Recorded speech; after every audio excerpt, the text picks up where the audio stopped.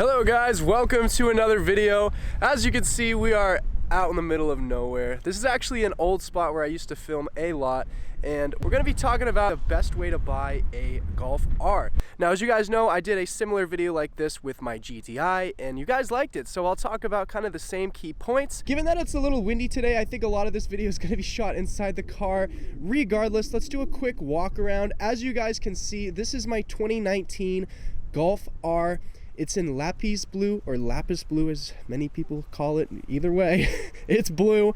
I'm on 19-inch Pretorias. Now, a lot of the things that you'll see on my car are not necessarily, going to be included in your car. The lime green accents, the acid green, that's not going to be included. Obviously, it's a little bit lower than it would be stock. But yeah, pretty much when you're looking to buy a facelift Golf R, you'll notice that the front bumper is different from the pre-facelift. The headlights are a little different. The grills and stuff. They've changed a lot of things around. Overall, the side profile is still the same. I will say pretty much every single 7.5 that I found comes with black mirror caps, so that's something cool to know. Coming around to the rear, I did my Euro taillights, so these won't be standard. You won't find this on a car unless it's already modified. I have my Remus exhaust, and overall, the whole back end is pretty much different from what you'd find on the pre-facelift. So a little bit more jagged, and of course this diffuser follows all the way through to the end of the bumper. So that's also kind of nice to see, and also included with the facelift Golf R. Now let's jump in the car and talk about kind of options and things to look out for. All right, so what are the things that you should look out for when you're buying a Golf R? Ideally, I would only, this is my personal belief, but especially with these cars, the Golf R, this is the hardcore Golf. This is the one that people drive to beat on. Personally, from my experience, I drive this thing quick. I definitely don't beat on it per se, but I push it hard. I mean, this is one car that you can push hard because it's all-wheel drive. You don't have to worry about roasting front tires. You can just go it. I mean, it does everything so easily. And whether that be a good thing or a bad thing, the bad thing being maybe it's less fun, less engaging. The good thing being it's quick. It dusts a lot of cars at lower speeds, so that's kind of cool. I have a DSG in mind. Mine's the new 7-speed, or the not new, but I guess kind of new 7-speed. The pre-facelift came with a 6-speed. The 7-speed has been really good to me, and I highly recommend it if you guys aren't super keen on going manual. Now, kind of onto this. So lower miles is better, obviously. As you guys know, this is the Golf R. This is the one that everyone's going to push really hard. Not to say people don't do that with GTIs, but given the all-wheel drive, it does everything really, really nicely. It's a perfect kind of performance feeling. Now, a lot of people don't like that because it's less engaging. Kind of gives that Audi feel where it's, it does a lot of the stuff for you. It has a lot of the assists, and this car certainly has that feeling, and it's less engaging, but it is, in my opinion, still very fun. I've been in very engaging cars, and I've been in very non-engaging cars. This would be considered kind of not really engaging.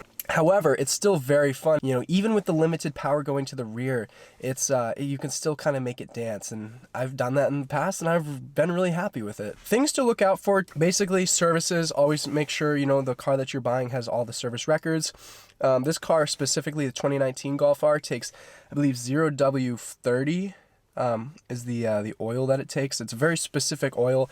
In the dealership, I have my dealer do it because it's so hard to source that stuff. I get that done every 5K, so make sure the car you're buying has every 5K done. That's pretty much necessary for this type of car. Another thing too is when you kind of hit around, I think 40,000 miles, make sure if you have the car, the car that you're buying is around that mileage or more, that it's had that DSG service, because that's really, really key. Again, this DSG shifts a lot. It's a dual clutch. It builds up a lot of heat. You want to make sure that you're swapping your fluid. Of course, the car that you're buying, you want to make sure that was done. So now another thing, kind of going a little bit away from sort of records and driving history and all that. Now let's talk about options, right? So options to look out for. These cars are really easy to buy and really easy to shop for because they really only came with one, or technically two options, right? So what I mean by that is the first option would be DSG or manual. So if you wanted to go with the DSG, that was going to be, I think around a $1,200 premium when buying new. So that's really the only option. Now, kind of going into more of the 2019 models, if you wanted to buy a Spectrum car, which are very hard to get your hands on, and they do sell at a high premium in the used market, that was another option. But aside from that, everything else is standard. You get lane keep assist, adaptive cruise control, digital cockpit, huge screen. It's a very nice screen. You get dual zone climate control. The one thing we're lacking in the Golf R is a sunroof. That'll never be an option for the US market.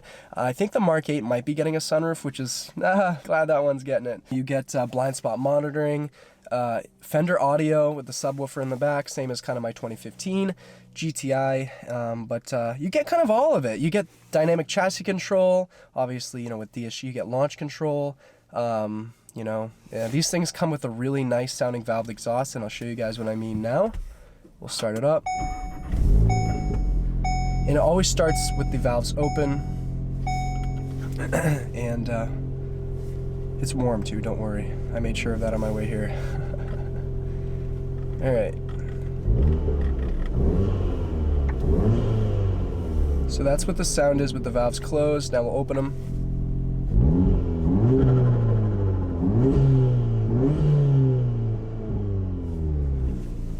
And that's what it sounds like. So pretty much the first mod that I did to this car was the Remus exhaust, and I'm so happy with it. It sounds awesome. Shopping for these cars is really easy because the options are pretty much, all laid out for you. It pretty much comes with everything standard.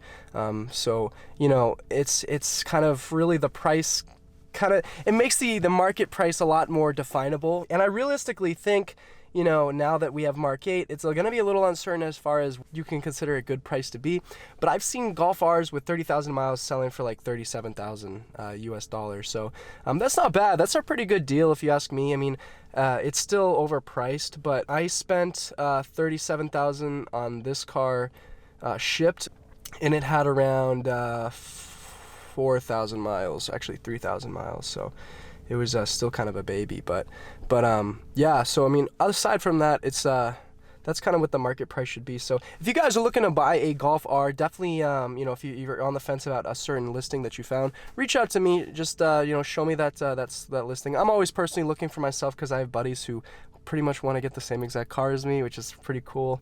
So definitely reach out to me. One thing for me is I like Volkswagen. I like staying under the radar, and these cars just look so menacing, especially the facelift. Even the pre-facelift, they look pretty good. So I'm a huge fan of the Golfs. I love how this thing is a hatchback that you can realistically do incredible things with as far as performance, power, you name it. These are really great cars to get into. Launch control is just so much fun. It gets a smile on your face every single time you do it, and I've done plenty. So definitely consider this car. And if you guys, again, if you have any questions about a certain listing that you find, be sure to reach out and I'll help you out. So anyway, I'll catch you guys in the next one. Peace and love, guys.